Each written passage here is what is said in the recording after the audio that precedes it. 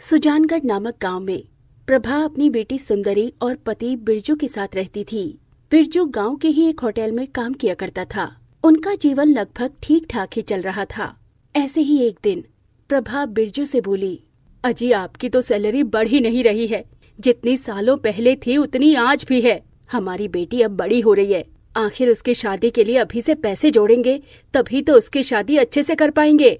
वैसे भी एक बेटी का माँ बाप होना मामूली बात नहीं। हाँ प्रभा, तेरी बात भी सही है। कल मैं अपने सेठ से बात करता हूँ कि वो मेरी थोड़ी पगार बढ़ा दे। आखिर मैं इतने सालों से उनके पास काम कर रहा हूँ, इस नाते वो मेरी थोड़ी सी पगार तो बढ़ा ही सकते हैं।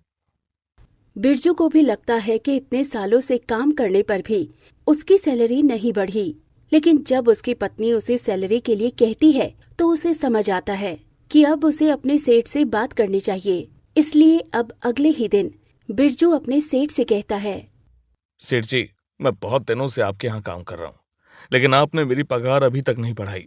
आपको तो पता है ना कि महंगाई कितनी है। आपको मेरी पगार थोड़ी और बढ़ा देनी चाहिए। इस महंगाई में इतनी कम पगार पर घर चला पाना बहुत ही मुश्किल हो रहा है सेठ जी। तेरा दिमाग खराब हो गया है क्या? तुझे मेरा एहसान मानना चाहिए कि मैंने तुझे अपने होटल में काम करने दिया, नहीं तो तुझ जैसे 500 मेरे होटल में काम करने के लिए तैयार हैं। जिस दिन मैंने तुझे अपने होटल से निकाल दिया ना, उस दिन कहीं मजदूरी करता फिरेगा, समझा? अब जाकर चुपचाप से बर्तन धो, ज्यादा बकवास मत किया कर मुझसे, वैसा ही मेरा दिमाग गर्म रहता है। सेठ जी की बातें सुनकर बिरजू को बहुत बुरा लगा, लेकिन वो बेचारा करता भी क्या। वो जानता था कि सेठ जी सही कह रहे हैं, इसीलिए वो चुपचाप वहाँ से जाकर बर्तन धोने लगा। रात को जब वो अपने घर आता है तो अपनी पत्नी को सारी बातें बताता है। ये सुनकर प्रभा बोली, ए जी, तुम्हारा सेठ तो बहुत ही घमंडी है। मुझे तो वो हमसे भी ज्यादा गरीब लगता है। वरना आप खुद ही देखिए ना, जो थोड़े से पैसे बढ़ा नहीं सकता वो दूसरों की क्या ही मदद करेगा। अब क्या ही कर सकते हैं प्रभा, दुनिया में हर इंसान एक जैसा नहीं होता। अगर इस दुनिया में अच्छे लोग हैं तो बुरे लोग भी हैं। खैर, हमें इन्हीं पैसों में अपना गुजारा करना होगा और अपनी बेटी के लिए थोड़े थोड़े पैसे जोड़ने होंगे। बिरजू की बात सुनकर प्रभा भी अब चुप हो जाती है, क्योंकि उसे भी समझ आ जाता है कि सेठ बिरजू की पगार नहीं बढ़ाने वाला। ऐसे ही कुछ दिन और बीत जाते हैं। एक दिन की बात है, बिरजू होटल में मिर्च के पकोड़े तल रहा था। तभी अचानक से उसका पैर फिसल गया और पैर फिसलने की वजह से हाथ तेल की कड़ाही में जाकर लगा, जिससे कड़ाही का तेल छलककर बिरजू के हाथों पर गिर गया और उसका हाथ जल गया।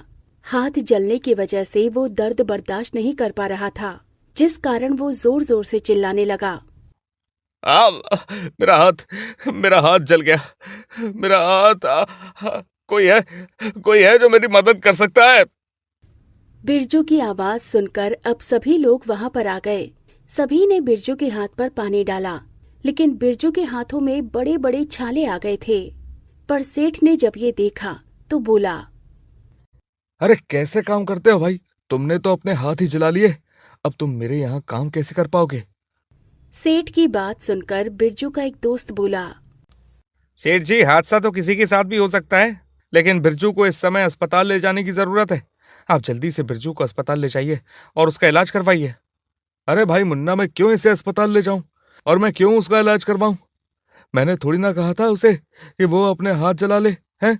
देखो भाई, मैं बिरजू को काम करने के पैसे देता हूँ, हाथ पैर जलाने की नहीं दूंगा। और तुझे इतनी ही हमदर्दी है तो तू ले जाना उसे अस्पताल। हाँ, आया बड़ा। सेठ जी, अगर आप उसे छोड़ देंगे तो मैं थोड़ी ना छोड़ दूंगा, वो तो मेरा दोस्त है, मैं ही उसे अस्पताल ले जाता हूँ। अब मुन्ना बिरजू को अस्पताल ले जाता है और उसका इलाज करवा देता है। फिर मुन्ना बिरजू को उसके घर पहुंचा देता है। जैसे ही प्रभा ने बिरजू को इस हाल में देखा तो वो चिल्ला पड़ी और रोते हुए बिरजू से बोली, हे भगवान, ये सब क्या हो गया आपको? आपका इतना ज्यादा हाथ कैसे जल गया? मुन्ना भाई, इनका हाथ कैसे जला? अब मुन्ना ने प्रभा को सारी बातें बताई। उसके बाद बिरजू को वहीं छोड़कर वो घर चला गया। तब प्रभा बोली, अब आप उस सेठ के यहाँ कभी भी काम पर मत जाना, बड़ा ही निर्दयी है वो। भगवान भी न जाने क्यों ऐसे लोगों का भला करते हैं जो किसी गरीब की मदद नहीं करता। नहीं प्रभा, गलती मेरी ही थी। मुझे ही ध्यान से काम करना चाहिए था। अगर मैं ध्यान रखता तो शायद ये हादसा मेरे साथ नहीं होता। लेकिन बिरजू भैया, भाभी बिल्कुल ठीक कह रही हैं। आप भले ही बाद में आना काम पर, लेकिन फिलहाल थोड़ा आराम की जरूरत है आपको। मुन्ना की बात सुनकर बिरजू अब उन सब की बात मान लेता है और अब बिरजू घर पर ही रहता और आराम करता। कुछ दिनों तक तो बिरजू की दवाइयाँ चली, लेकिन फिर दवाइयाँ भी खत्म हो गई। तब एक दिन बिरजू बोला, प्रभा, घर में सारे पैसे खत्म हो गए हैं। ऐसा करता हूँ कि फिर से सेठ जी के यहाँ पर काम पर जाता हूँ। अरे अगर मैं कुछ तलने का काम नहीं कर सकता तो कम से कम बर्तन तो धो ही सकता हूँ, साफ सफाई तो कर ही सकता हूँ, ग्राहकों को खाना तो दे ही सकता हूँ। अजी कैसी बातें कर रहे हैं आप? इस हाल में आप काम कैसे करेंगे? काम तो करना पड़ेगा प्रभा। ऐसे हाथ पर हाथ रखकर बैठने से घर का खर्च नहीं चलेगा, और अगर हमें अपना घर चलाना है तो मुझे काम करना पड़ेगा, क्योंकि घर बैठे रहने से ना तो पैसे आएंगे और ना ही कोई दूसरा काम हो सकेगा। ऐसा कहकर बिरजू सेठ की होटल की तरफ निकल जाता है। जैसे ही वो होटल के अंदर आता है, उसे देखकर सेठ जी कहते हैं, अरे बिरजू, तू क्यों आया है अभी काम पर? तुझे तो घर पर आराम करना चाहिए। सेठ जी, अगर मैं इससे ज्यादा आराम करूंगा तो मेरे घर पर खाना कैसे बनेगा? वैसे भी अब मुझे ठीक लग रहा है। आप तो बस मुझे काम बता दीजिए और मैं काम करता हूँ। ठीक है बिरजू, तेरा एक हाथ जला है, लेकिन दूसरा ठीक है। तू किचन में जा और मिर्च के पकोड़े तल। आजकल बस मिर्च के पकोड़े की ही ज्यादा डिमांड आ रही है होटल में। अब बिरजू किचन में जाता है और मिर्च के पकौड़े तलने लग जाता है। 1-2 घंटे तक तो ठीक रहा, लेकिन उसके बाद चूल्हे की आंच की वजह से बिरजू का जला हुआ हाथ बहुत जलन करने लगा। कुछ देर तो बिरजू जलन बर्दाश्त करता है, लेकिन उसके बाद जलन बहुत ज्यादा बढ़ जाती है। अब बिरजू सेठ के पास आता है और कहता है, सेठ जी, इस जले हुए हाथ में बहुत जलन हो रही है, इसलिए अब मैं मिर्च के पकोड़े नहीं बना पाऊंगा। मुझे मेरी 2 घंटे की मजदूरी दे दीजिए। सेठ ने बिरजू को कुछ रुपए पकड़ा दिए। बिरजू रुपयों को लेकर घर आ गया और अपनी पत्नी को देते हुए सारी बातें बताई। लाए हुए पैसों से बिरजू की पत्नी ने खाना बनाया और बोली, अजी जो भी हो जाए, लेकिन कल से आप सेठ जी के यहाँ पर काम पर नहीं जाओगे। लेकिन प्रभा, यदि मैं सेठ जी के यहाँ पर काम पर नहीं गया तो हमारा घर का खर्च कैसे चलेगा? उसके बारे में भी मैंने सोच लिया है। आजकल गांव में सबसे ज्यादा लोग मिर्ची के पकोड़े ही खा रहे हैं। सेठ की होटल में भी सबसे ज्यादा मिर्ची के पकोड़े बिकते हैं। मैंने सोच लिया है कि मैं मिर्च के पकोड़े का ठेला लगाऊंगी और गरम गरम तलकर मिर्च के पकोड़े बेचूंगी। ये सुनकर सुंदरी बोली, माँ, ये तो तुमने बहुत अच्छा सोचा। इस काम में मैं भी आपकी मदद करूंगी। बिरजू ने जब प्रभा और सुंदरी के हौसले को देखा तो उसने भी हाँ कर दी। अगले दिन बिरजू प्रभा को साथ लेकर मिर्च के पकोड़े बनाने का सारा सामान दिला कर ले आया। शाम हो चुकी थी। प्रभा ने जल्दी जल्दी अपने ठेले को सजाया और मिर्च के पकोड़े बनाकर बेचने के लिए निकल पड़ी। उसने सेठ की होटल के सामने ही अपने मिर्च पकोड़े का ठेला लगाया और आवाज देने लगी, गर्मा गर्म मिर्च के पकोड़े खा लो, गर्मा गर्म मिर्च के पकोड़े, करारे करारे मिर्च के पकोड़े। प्रभा की आवाज सुनकर कुछ लोग उसके ठेले पर मिर्च के पकोड़े खाने आए। तभी एक ग्राहक बोला, बहन जी, जरा मुझे भी गर्मा गर्म मिर्च के पकोड़े तो लगाना। हाँ हाँ भाई साहब, अभी लगा देती हूँ। प्रभा ने मिर्च के पकोड़े लगाए। ग्राहक खाकर बोला, बहन जी, आपने तो बहुत ही स्वादिष्ट मिर्ची के पकोड़े बनाए हैं। मैं अपने सभी दोस्तों को बताऊंगा कि वो आपकी मिर्च के पकोड़े एक बार जरूर ट्राई करें, क्योंकि वो सेठ की होटल से भी अच्छे हैं और सस्ते भी। ऐसा कहकर ग्राहक वहां से चला गया। तभी कुछ और ग्राहक वहां पर आ गए। एक तरफ सुंदरी बेसन में मसाले डालकर घोल बना रही थी और साथ ही मिर्च को बीच में से काट काट कर रखती जा रही थी, तो दूसरी तरफ प्रभा मिर्च के पकोड़े तलती जा रही थी। उन दोनों के सारे मिर्च के पकोड़े खत्म हो गए। वो लोग शाम को घर आए और बिरजू को सारी बात बताई। ये सुनकर बिरजू बहुत खुश हो गया और बोला, मैं भी कल से तुम लोगों के साथ तुम्हारे मिर्च के पकोड़े बनाने में मदद करने के लिए चलूंगा। नहीं पिताजी, आपको जाने की क्या जरूरत है, आप घर पर ही आराम कीजिए। मुझे भी तुम लोगों के साथ तुम्हारी मदद करके बहुत खुशी होगी।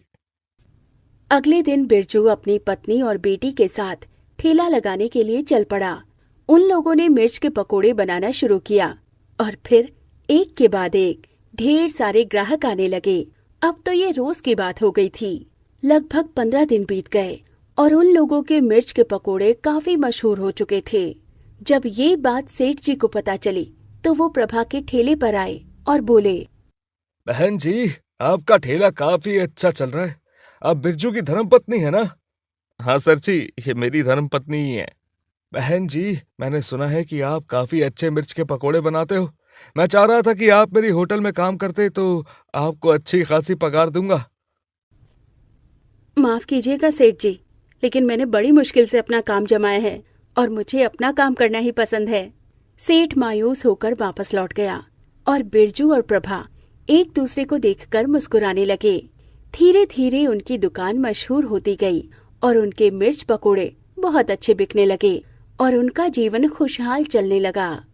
प्रियंका का ससुराल में आज पहला दिन था और उसकी सास ने सुबह सुबह उसे पहली रसोई में खीर बनाने के लिए कहा। अपनी सास की बात सुनकर प्रियंका रसोई में चली गई और उसने छोटी कटोरी उठाकर चावल का नाप लिया कि तभी उसकी सास अवंतिका रसोई में आती है।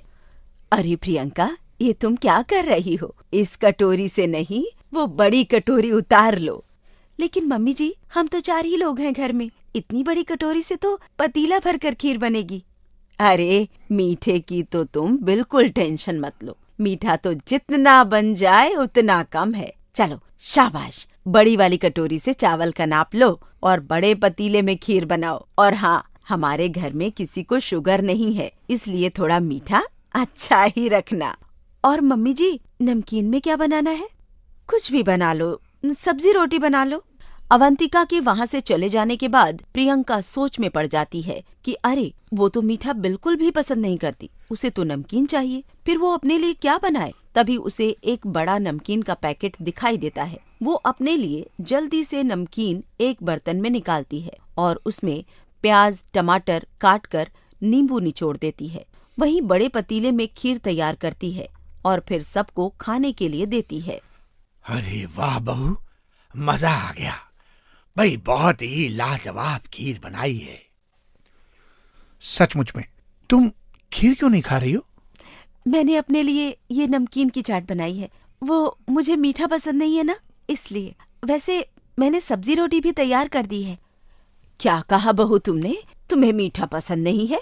हे भगवान, ऐसा कैसे हो सकता है कि कोई इंसान मीठा पसंद ना करे?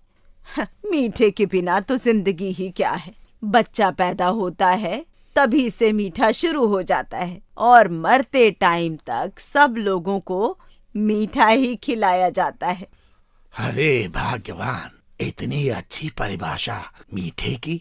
तुमने तो इंसान को पैदा करके मार भी दिया। वाह, होते हैं कोई कोई लोग जिनको मीठा पसंद नहीं होता। कोई बात नहीं बहू, तुम्हें जो पसंद है तुम वही खाना। ये सुनकर प्रियंका खुश हो जाती है, लेकिन कुछ दिन बाद ही प्रियंका को ये बात समझ में आ जाती है कि उसकी सास मीठे की दीवानी है। एक बढ़िया मीठी चाय के साथ उसकी सास के दिन की शुरुआत होती है और रात को एक मीठा गिलास दूध का पीती। ससुराल में अभी आए ज्यादा दिन नहीं हुए थे, लेकिन प्रियंका को बड़ी परेशानी होने लगी थी कि घर में पूरा समय मीठा बनता और उसे नमकीन ढूंढ ढूंढ कर खाना पड़ता। 1 महीने बाद, अरे समीर, आज तो तुम्हारी छुट्टी है ना? एक काम करो, आज तुम प्रियंका को लेकर शॉपिंग पर जाओ और हाँ, रसोई का सामान भी ले आना। ठीक है मम्मी, तुम मुझे लिस्ट दे दो बनाकर। और फिर समीर प्रियंका के साथ बड़े डिपार्टमेंटल स्टोर में जाता है और रसोई का सामान उठाने लगता है तो प्रियंका देखती है जैम, बिस्किट, बहुत सारी चॉकलेट्स, शुगर कैंडी से आधी टोकरी भर गई है। अरे, इतना सारा मीठा! ये लो, 1 महीना हो गया शादी को, तुम्हें ये नहीं पता चला कि मेरी मम्मी को मीठा कितना पसंद है। कभी कभी तो मुझे लगता है कि मेरी मम्मी सिर्फ मीठे के लिए जीती है। अच्छा सुनो प्रियंका, तुम्हें भी ना शर्माने की जरूरत नहीं है। जो जो तुम्हें पसंद है तुम अपनी टोकरी में डाल लो। क्या तुम सच कह रहे हो? ये तुम कैसी बात कर रही हो? अरे भाई, तुम मेरी पत्नी हो। चलो शाबाश, जो पसंद है वो टोकरी में डालती चलो। और प्रियंका टोकरी उठाकर नमकीन वाले क्षेत्र में जाती है और वहां से ढेर सारी नमकीन उठा लेती है और जब टोकरी लेकर वापस आती है, ये क्या, तुम्हारी टोकरी में तो बस नमकीन ही नमकीन है। हाँ समीर, मुझे नमकीन खाना बहुत पसंद है। तुम्हें पता है, मैं पूरे दिन में 4-5 पैकेट नमकीन खा सकती हूँ, और वो भी बड़े वाले। कई दिनों से मेरा कितना मन था नमकीन खाने का, लेकिन ससुराल में अच्छा नहीं लगता ना। अच्छा सुनो, हाँ, मैंने अभी इतने ही पैकेट लिए हैं। अगर कम पड़े तो क्या तुम बीच में मेरे लिए नमकीन ला सकते हो? अरे तुम्हारे कहने का मतलब है ये टोकरी भर के जो तुम नमकीन लेकर आई हो, ये 10-15 दिन से ज्यादा नहीं चलेंगे? समीर की बात सुनकर प्रिया मुस्कुराने लगती है। घर आते ही जब अवंतिका सामान देखती है तो थैला भरकर नमकीन देखकर वो हैरान हो जाती है। अरे, इतनी सारी नमकीन! अरे माँ, आपकी बहू को नमकीन बहुत पसंद है, ये सब अपने लिए लेकर आई है। अपनी अपनी पसंद होती है बहू। वैसे तो मैं कुछ नहीं कहूंगी, लेकिन थोड़ा सा तुमको सोचना चाहिए अपने पति के बारे में। बेचारा कितनी मेहनत करता है, तब कहीं जाकर 2-4 पैसे कमाता है, और उसमें भी तुम ऐसे पैकेट भर भर के नमकीन लेकर आ गई हो। मम्मी जी, अब 2-4 पैसे भी नहीं कमाते हैं समीर, अच्छी वाली सैलरी आती है इनकी। इस तरह तो मैं भी बोल सकती हूँ कि ससुर जी तो रिटायर हो गए हैं, फिर आप इतनी मीठी चीजें क्यों मंगवाती हैं? तभी समीर को गूंज गूंज के अपने कानों में आवाज सुनाई देती है, महासंग्राम, महासंग्राम, अथ श्री महाभारत कथा। हे भगवान, मुझे ऐसा क्यों लग रहा है कि इस घर में अब सास बहू के बीच में महासंग्राम होने वाला है। मम्मी को तो कहने की आदत है, लेकिन प्रियंका ने तो उल्टा जवाब दे दिया। ओह गॉड, अब तो महाभारत पक्का है इस घर में। और वो तो सोच ही रहा था कि तभी उसने देखा प्रियंका और अवंतिका अपना अपना सामान अपनी अपनी साइड समेट रही थीं। ये देखो बहू, मेरे केवल 35 पैकेट हैं और तुम्हारे पूरे 40। आप इस बात के लिए मुझे नहीं सुना सकती हैं। ये तो आपको कंपनी वालों को बोलना चाहिए कि उन्होंने इतनी तरह की नमकीन क्यों बनाई है, और अब हर नमकीन मुझे पसंद है, इसमें मैं क्या कर सकती हूँ? कोई बात नहीं बहू, ये सारी चीज तो मैं खा ही लूंगी, लेकिन अब तुम्हें गाजर का हलवा बनाना होगा। गाजर का हलवा कहाँ से बीच में आ गया? क्योंकि मेरे मीठे के सामान में 5 चीजें कम हैं। अब मैं 5 चीजें घर की बनी हुई खाऊंगी। गाजर का हलवा, सूजी का हलवा, बेसन का हलवा, मूंग दाल का हलवा और साथ में खीर। तभी हम दोनों का बराबर बराबर होगा। ये सब क्या हो रहा है? आप दोनों तो मीठा और नमकीन का कंपटीशन करने लगी हो। मैं आप दोनों को बता दूं, न मीठा ज्यादा सेहत के लिए अच्छा है और ना ही नमकीन।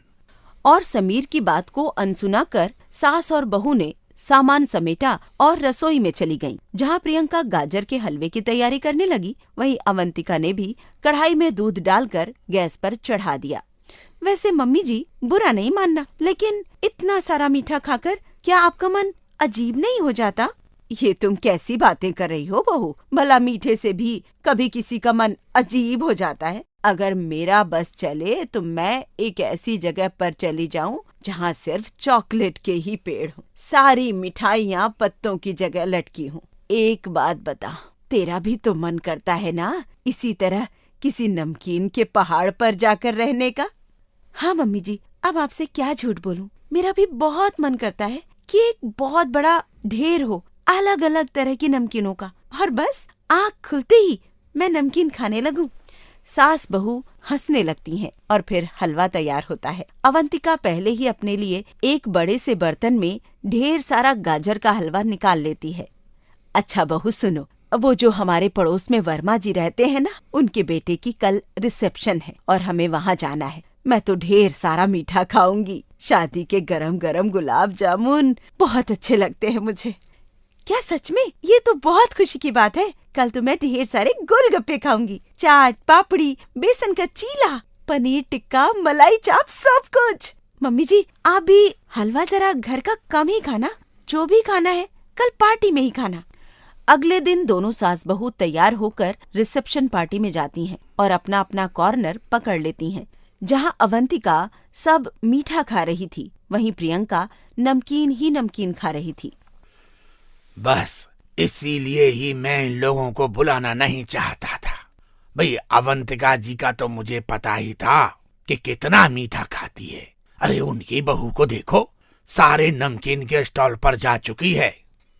ओह, तो क्या हो गया? खा रहे हैं तो खाने दो। आप क्या उनके खाने पर नजर रखे हुए हैं? अरे खा रहे हैं तो खाने दो।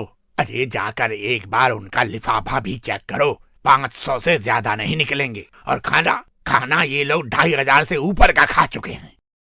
वर्मा जी से रुका नहीं गया। वो तुरंत ही जाकर लिफाफा खोल लेते हैं और उसमें से निकले हुए 500 रुपए अपनी पत्नी को दिखाते हैं और फिर अवंतिका के पास जाकर कहते हैं, अरे बहन जी, लगता है मीठा कम रह गया। अब मुझे तो और भी मीठा बनवाना चाहिए था, लेकिन क्या करूं भाई, 500 रुपए में बस इतना ही मीठा बना। और 500 रुपए का नाम सुनते ही अवंतिका के हाथ से रसगुल्ला छूट गया और फिर वो अपने परिवार के साथ घर आ गई। अरे, मैंने कहा था कि मुझे बुलाओ। एक तो 500 रुपए दिए और ऊपर से बातें भी सुनकर आ गई। अरे, जब पार्टी में मीठा रखने की औकात नहीं थी तो पार्टी में बुलाया ही क्यों? अरे श्रीमती जी, वो आपको ये कह रहे थे कि 500 रुपए में और कितना मीठा खाओगी, हैं? वैसे भी तुम दोनों ने तो भाई कमाल ही कर दिया। सास बहू बस दोनों खाने की स्टॉल पर ही नजर आ रही थी। बहू नमकीन नहीं छोड़ रही थी और भैया सास मीठा नहीं छोड़ रही थी। बेचारे 10 मेहमानों का मीठा और नमकीन तुम दोनों अकेली ही खा गई, चट कर गई सारा। ये क्या बात हुई पापा जी? फिर पार्टी रखी किस लिए जाती है? खाने के लिए ही ना।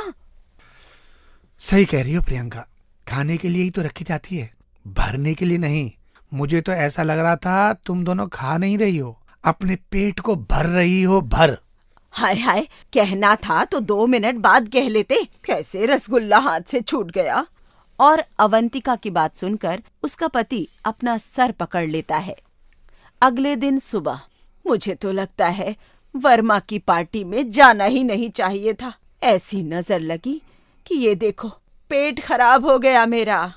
ठीक कह रही है मम्मी जी, मैंने तो बस 4 चीले खाए थे, 4 प्लेट भल्ला पापड़ी खाया था, 2 प्लेट टिक्की खाई थी, 10 मिनट गोलगप्पे खाए थे, पनीर टिक्का की दूसरी प्लेट उठाई थी कि तभी आपने मेरा हाथ पकड़ लिया और घर लेकर आ गई। और फिर भी देखो, इतना कम खाने के बाद भी मेरा पेट खराब हो गया।